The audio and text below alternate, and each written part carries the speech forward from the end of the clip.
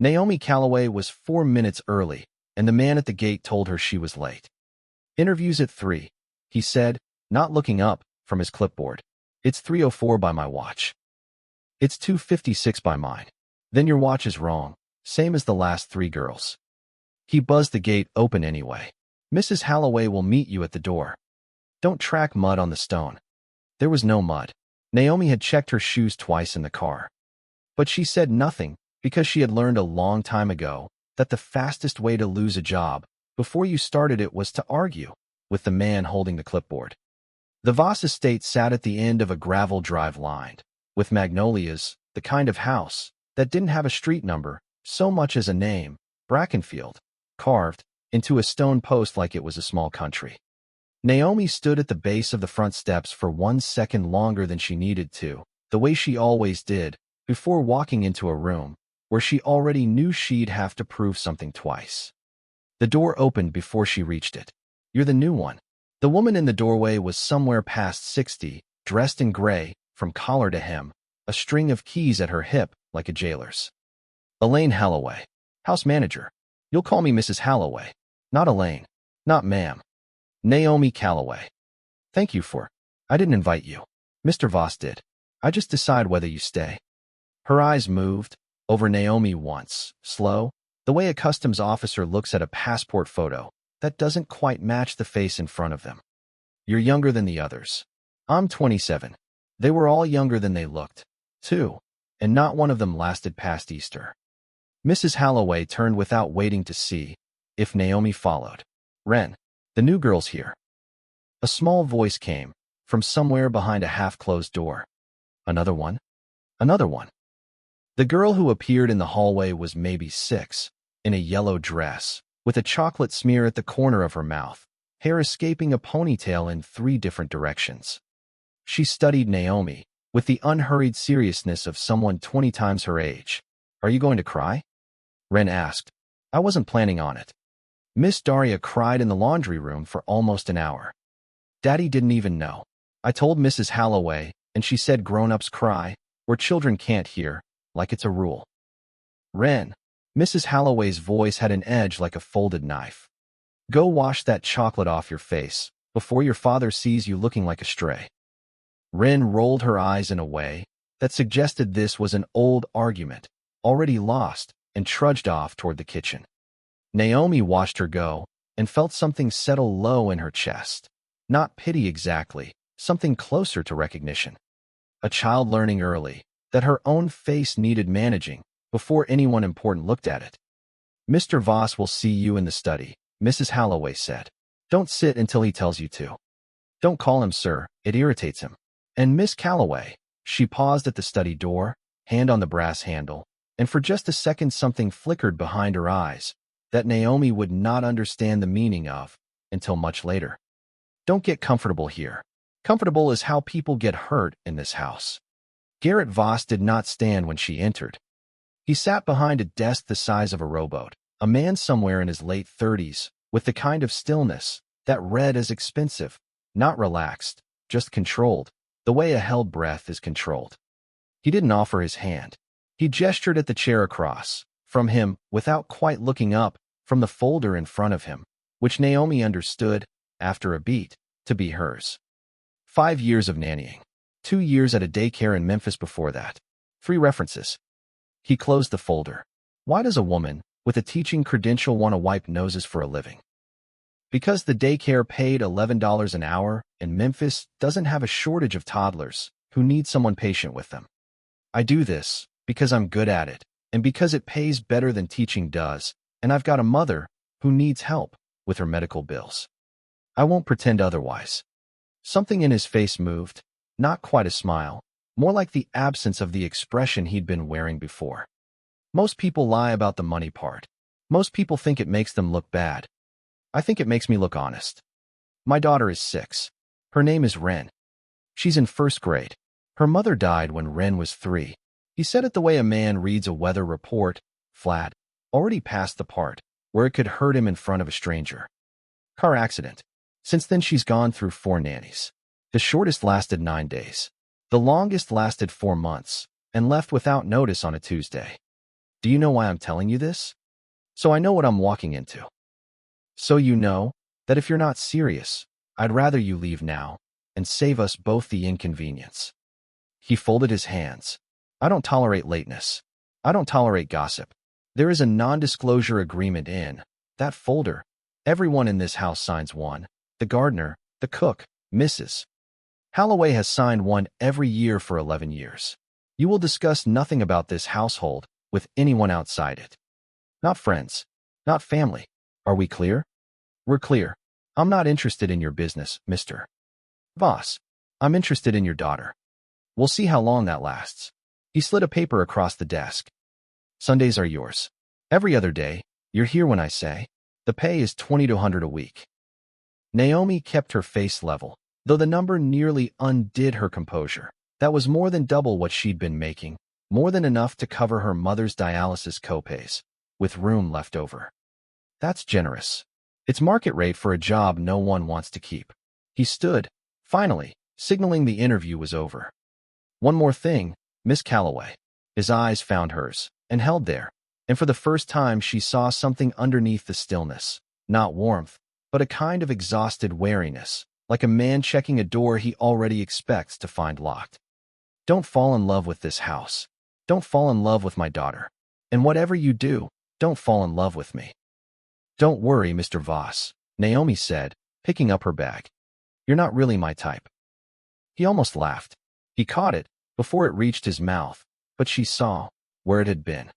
The drive back to her sister's apartment took 40 minutes, and Naomi spent most of it doing math in her head, $2,200 a week against her mother's dialysis copays, against the transplant deductible the hospital kept dangling like a number nobody actually expected a family like hers to reach. Her mother had been on the donor list for 14 months. Her brother Marcus was getting tested next month to see if he matched. Everyone in the family had learned, over those 14 months, to talk about kidneys the way other families talked about weather. Constant, unavoidable, something you checked every morning before deciding how the day would go. They didn't even let you sit until he said so, her sister Renee asked, that night, ladling out beans and rice at the kitchen table, while Naomi's nephew did homework in the next room. It's a different kind of house, Nay. Everything's got a rule. Even the syrup's got a rule. Naomi laughed, but there was an edge to it she didn't entirely understand yet. The house manager looked at me like I tracked something in on my shoes before I even got through the door. You used to come home from that daycare looking just like that. Like somebody made you prove your name was really your name. Renee set the pot down hard enough to rattle the table. You don't have to take it, Naomi. Mama would rather struggle another year than have you swallow somebody's attitude for a paycheck. Mama doesn't have another year to struggle, Renee. That's the whole problem. Naomi said it gently, but it landed the way true things always land. Heavy, final, impossible to argue with. I can handle a house manager with a string of keys and an attitude. I've handled worse for less. That was the blind spot, though she wouldn't have named it that way at the time. Naomi had spent so many years learning to absorb other people's coldness, without flinching, learning to read a room, and decide which battles were worth the cost of her own comfort, that she sometimes mistook a genuinely dangerous silence for just another version of the ordinary disrespect she'd trained herself to outlast. She knew how to survive being underestimated. She had not yet learned, in this house, that being underestimated and being unsafe were not always the same thing, and that the difference might matter more here than it ever had anywhere else. The first month moved the way these things always did, a girl testing the walls of a new presence the way water finds every crack before it commits to flooding the room. Ren tested her with questions first. Are your parents alive? Do you have a husband? Why do you talk slower than Daddy? Then she tested her, with rules, refusing breakfast, hiding shoes, declaring at random intervals that she did not, in fact, need a bath. Naomi met every test the same way, steady, unhurried, never raising her voice, the way she'd learned to handle for younger cousins back in Memphis when her aunt worked doubles. You're not going to leave, Ren said one morning, not quite a question, over a plate of blueberry pancakes, Real maple syrup, the way Mrs. Holloway insisted. though Naomi noticed she'd never once seen anyone actually taste test the syrup to confirm it was real. Everybody says that, and then they leave. I'm not everybody. That's what Miss Darius said. Ren pushed a blueberry around her plate. Daddy scares people. He talks really quiet. When he's mad, and sometimes men come at night in cars, and they have things under their jackets, and Mrs. Holloway says I imagined it, but I didn't. Naomi set down the spatula. What kind of things? I don't know. Gun things. I saw them on TV once. Ren said this with the casual horror of a child reciting a fact she didn't fully understand yet, and Naomi felt the floor of the conversation shift under her, the first small crack opening in what had, until now, looked like an ordinary, if very wealthy, very lonely household. Finish your pancakes, sweetheart, Naomi said, keeping her voice light. We've got a schedule to keep. But she filed it away. A wrong detail noted, set aside, not yet explained. There were good days too, and Naomi held onto them the way she held onto everything good, carefully, gratefully, without letting herself forget they were rationed. The cook, a soft-spoken man named Otis who'd worked the kitchen for 6 years and outlasted 3 house managers before Mrs. Holloway, slipped Naomi an extra plate of cornbread most evenings, without being asked, the way kind people in hard houses learn to feed each other in small currencies.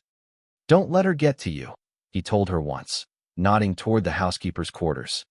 Elaine wasn't always like that. She got harder after her boy moved out.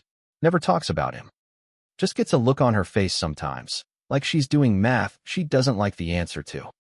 Naomi turned that over for a long time afterward, the image of a woman doing math she didn't like the answer to.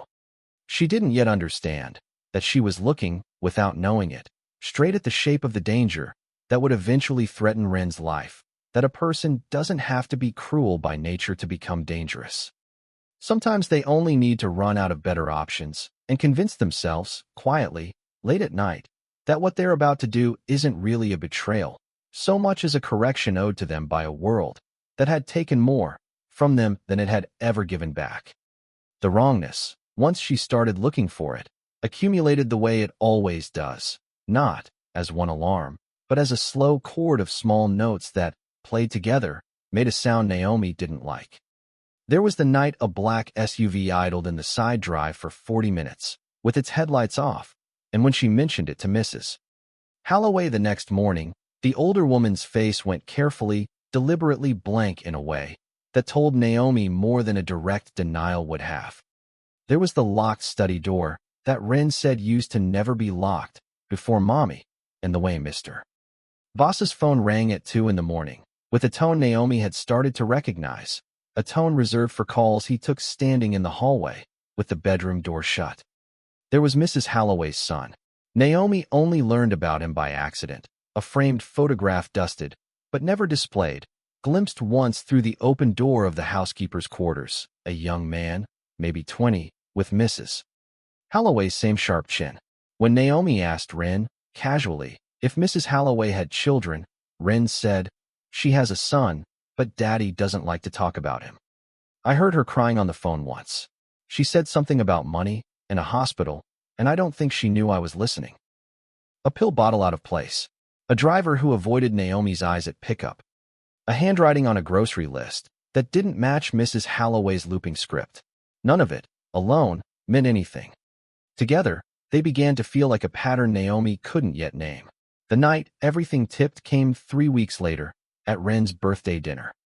Garrett had promised, actually promised, a rare enough event, that Ren had circled the date on the kitchen calendar in 3 different colors, that he would be home by 6, no calls, no excuses. At 5:58 he walked, through the door in his shirt sleeves, tie loosened, and sat at the head of the table like a man arriving at his own surprise party. It should have been an easy, golden evening. It almost was. Then Mrs. Holloway brought out the cake, and as she set it down, her sleeve rode up just enough for Naomi to see, for one unguarded second, a phone screen lit beneath the table linen in the housekeeper's other hand, a text thread, a name Naomi didn't recognize, and 3 words she would never quite be able to forget. They leave Friday. Mrs. Holloway caught her looking. The phone vanished into an apron pocket, so fast it might have been a magic trick, and her smile didn't so much as flicker. "Make a wish, baby," she said to Ren, syrup sweet. Ren blew out 6 candles in one breath and asked for a puppy. Garrett laughed, actually laughed, the sound rare enough that Naomi nearly missed what she'd seen in her relief at hearing it. But she hadn't missed it. And later that night, lying awake in the guest cottage, with the window cracked to the sound of crickets, Naomi understood that whatever was happening in this house, it wasn't only between Garrett Voss and whatever past he was running from. Someone inside these walls, someone who poured the syrup and labeled the shampoo by day of the week and had signed an NDA 11 years running, was talking to people outside them. She didn't sleep much after that. If you've been with this story since the gate scene, this is exactly the kind of moment worth sticking around for. Hit subscribe now, because the next turn changes everything Naomi thought she understood about this house. She didn't confront. Not yet. Her grandmother used to say that a smart woman lets a snake believe the grass is still tall before she decides where to step, and Naomi had buried 2 grandmothers' worth of patience into her bones long before she ever set foot on Brackenfield's gravel drive. She called Renee that night from the cottage porch, keeping her voice low. "I think something's wrong here. Really wrong. Not just rich people strange. Dangerous strange." "Then you call the police, Naomi. Tonight. You don't sit on something like that." "I don't have proof yet. I have a phone screen I saw for half a second and a 6-year-old's half memory of guns through a window. If I go to the police with that, or to him with that, and I'm wrong, I lose this job, and that little girl loses one more person who didn't leave her. If I'm right, and I move too fast, I might tip somebody off before there's enough evidence to actually stop them." Naomi pressed her palm flat against the porch rail, grounding herself the way she used to before standing in front of a classroom of 34-year-olds on a bad morning. "I need to be sure, Nay. Sure enough that nobody can talk their way out of it." "You sound like Mama when she's decided something." "Good. Mama's usually right." Instead, she watched. She noted which days Mrs. Holloway left the property and for how long. She noted that the housekeeper's errands always happened on the days Garrett took calls behind closed doors, never overlapping, as though one schedule had been built to avoid colliding with the other. She started keeping a small notebook in her apron pocket, the way she used to track a difficult student's behavior, dates, times, small things that meant nothing alone. She also did something riskier. She got close to Ren's memory. "Sweetheart," she said one evening, brushing out the girl's curls before bed, gentle against the snags the way her own mother used to be gentle with her. "That pin on your dresser, the little silver bird, where'd that come from?" Ren went quiet in the particular way children go quiet when a question touches something tender. "It was Mommy's. Mrs. Holloway gave it to me after. She said Mommy wanted me to have it." A pause. "She said a lot of things after Mommy died. Some of them don't match what Daddy says." "Like what?" "Like Mrs. Holloway said Mommy died because Daddy made bad friends. Daddy said it was an accident, just an accident, nobody's fault." Ren looked up, and her small face held the kind of plain, devastating honesty only children are capable of. "I don't think it was just an accident. I think Mrs. Holloway knows something, and she's mad about it." Naomi kept brushing, keeping her hands steady, though her pulse had picked up considerably. "Did Mrs. Holloway ever say why she was mad?" "She said Daddy owed people. She said owing people gets other people killed." Ren yawned, the conversation already losing its weight to a 6-year-old's exhaustion. "Can you read me the one about the dragon?" Naomi read her the one about the dragon. But she didn't sleep again that night either, turning Ren's words over like stones, looking for what was underneath them. 3 days later, she found the notebook. It was tucked behind a row of canning jars in the pantry, the kind of hiding spot that wasn't really a hiding spot at all, just a place a busy woman trusted no one else would think to look. Naomi hadn't been searching for it. She'd gone in for flour and knocked over a jar, and the notebook had slid out from behind it, onto the floor, already open to a page of dates, times, and a single name written in the margins, over and over, like a worry stone rubbed smooth from handling. Corrigan. Naomi didn't know the name, but she knew enough now. The locked study, the late-night calls, Ren's half-remembered fragments about her father owing dangerous people to understand that whoever Corrigan was, they weren't a friend of this house, and Mrs. Holloway's pages of dates and Garrett's travel schedule lined up entry for entry, almost like a map someone was drawing for a person who wasn't supposed to have one. She put the notebook back exactly where she found it. Her hands were shaking by the time she finished. She didn't go to Garrett right away. She thought about it. God, she thought about it. But something in her, the same instinct that had once made her wait 2 extra weeks before reporting a coworker at the daycare for stealing from the supply closet, told her to be certain first. Being wrong about something like this wouldn't just cost her a job. In this house, it might cost someone their life. So she watched Mrs. Holloway more closely than she'd watched anyone in years. She memorized the rhythm of the woman's days, which calls she took in the garden, out of earshot of the house cameras Naomi had since learned were mounted discreetly in every room except the kitchen pantry and the garden shed. She started carrying her phone, with the voice memo app open in her apron pocket, the screen dark, the microphone live, every time she found herself near Mrs. Holloway and an open phone line. It took 11 days. On the 12th, in the garden shed, she got it. I told you Friday, not before. He's taking her to the coast house, just the two of them, and the new girl. There's no security there past the front gate. I checked it myself. You get what you came for, and my boy gets his transplant paid for. That was the deal, Mr. Corrigan. That was always the deal. The recording cut off. Footsteps. Naomi had already slipped behind the rose trellis, heart slamming against her ribs hard enough she was sure the sound alone would give her away. She had what she needed. Now she needed Garrett to believe her, and a man like Garrett Voss did not believe accusations. He believed proof. She almost didn't make it in time. Garrett announced the coast house trip 2 days later. Wren's idea, a make-up birthday weekend, since the real birthday dinner had been interrupted by a work call he still hadn't explained, and the date he chose was a Friday. Naomi's stomach dropped the moment he said it. That night, she sat across the desk from him in the study for the second time since her interview, except this time she set her phone down between them and pressed play before he could ask why she'd come. He listened to the whole recording without moving. When it finished, the silence in the room had a texture to it, something Naomi could feel against her skin, the particular quiet of a man recalculating every assumption he'd built his life on. Say something, she finally said. Corrigan. His voice had dropped to something low and controlled in a way that frightened her more than shouting would have. He's been hunting for a way back into my life for 3 years. I thought I'd closed every door. He looked up at her, and for the first time since she'd met him, the stillness cracked all the way open. 11 years. She's worked in this house 11 years. I trusted her with my daughter's life. Her son needs a kidney transplant. I think she did this because she didn't see another way to pay for it. That doesn't make it right, but I don't think she set out to get anyone killed, Garrett.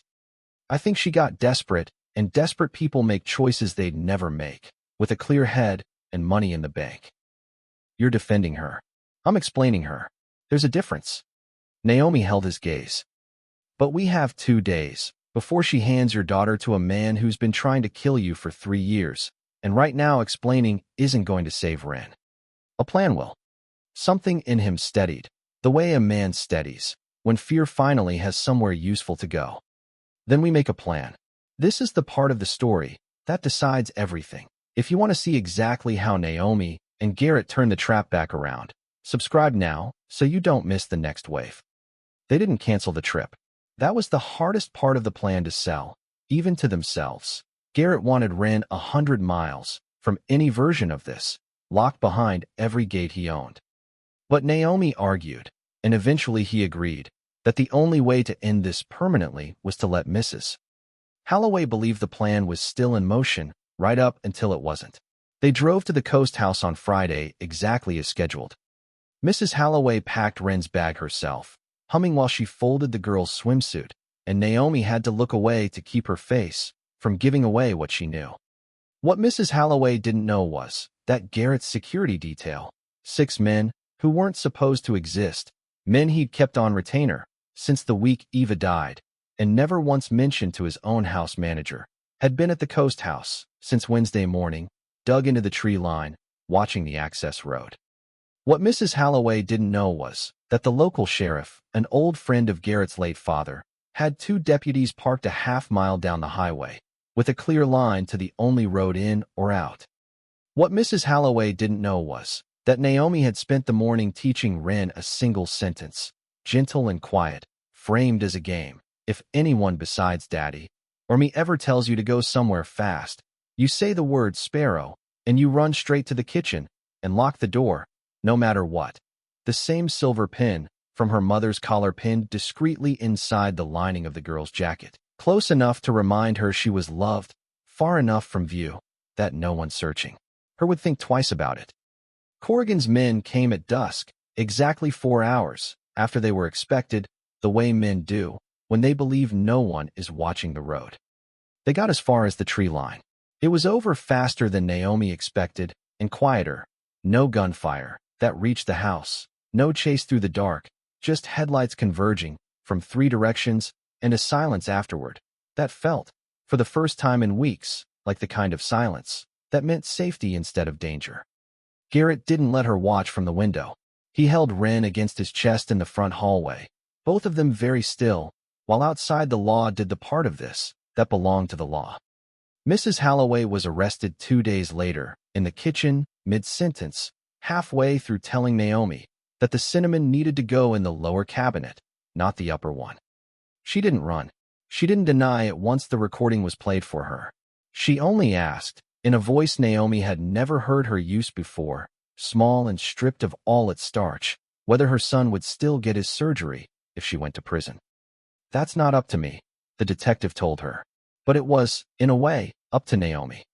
A week later, she sat across from a hospital social worker and asked the only question that mattered to her: how a frightened mother's bad choice and a sick young man's blameless need for a kidney might be kept separate from each other in whatever came next.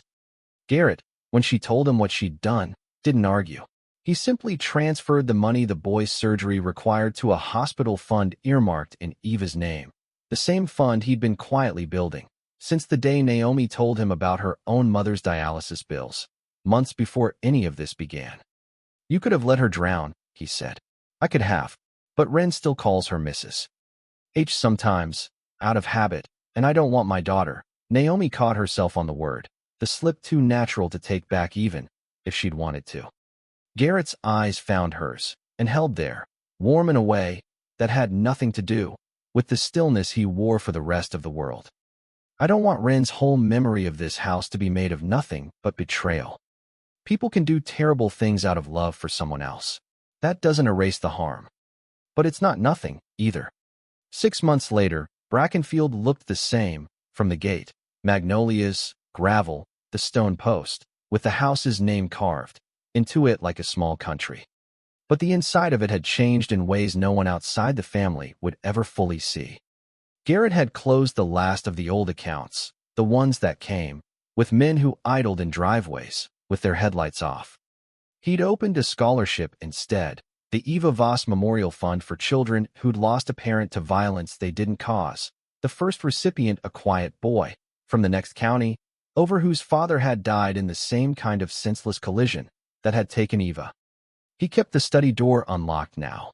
Wren had noticed and asked about it, and he'd told her the truth, that some doors only stay locked when a man is still afraid of what's on the other side of them, and he wasn't, not anymore. Mrs. Holloway served 18 months. Her son's transplant succeeded. She wrote Wren a letter every few months that Naomi read first and decided, each time, was safe enough for a child's eyes, not because the woman deserved forgiveness she hadn't yet fully earned, but because a little girl was allowed to hold two true things in her heart at once: that someone had hurt her family, and that the same someone had also, in her own broken way, loved her for 6 years before she ever did. The silver sparrow pin lived in a small wooden box on Wren's dresser now, polished, safe, no longer a secret anyone needed to keep. Some evenings Naomi found the girl just looking at it, turning it over in her palm the way you turn over a stone to see what's been living underneath it all along. "Do you think Mommy would like you?" Wren asked one night, out of nowhere, the way she asked most of her hardest questions. "I think," Naomi said, sitting on the edge of the bed, that your mommy would be glad somebody's here who loves you exactly as much as she did. Her own mother's transplant came. Through that spring, a deceased donor match, sudden and ordinary in the way these things sometimes are, after months of waiting for them to feel like anything but a miracle. Naomi sat in the hospital waiting room with Renee and Marcus, and when the surgeon finally came out to tell them it had gone well, she found herself thinking, unexpectedly, of a sentence her grandmother used to say on the porch back in Memphis about gardens and walls, and what happens when you tend to small cracks before they swallow the whole structure. She understood it differently now than she had, as a child reciting it back, without really hearing it. Some houses fall because no one tended the cracks. Hers hadn't, this time, and neither had Brackenfield, in the end, not because either house was perfect, but because somebody inside them had finally chosen truth over the comfortable silence that almost let the cracks win. Garrett stood in the doorway, watching them both, and didn't say anything at all, but Naomi had learned, by now, exactly what his silences meant. This one meant stay. This one meant home. She intended to. If this story moved you the way it moved us to write it, subscribe and turn on notifications. There's a new one waiting for you next week, and you won't want to miss how it begins.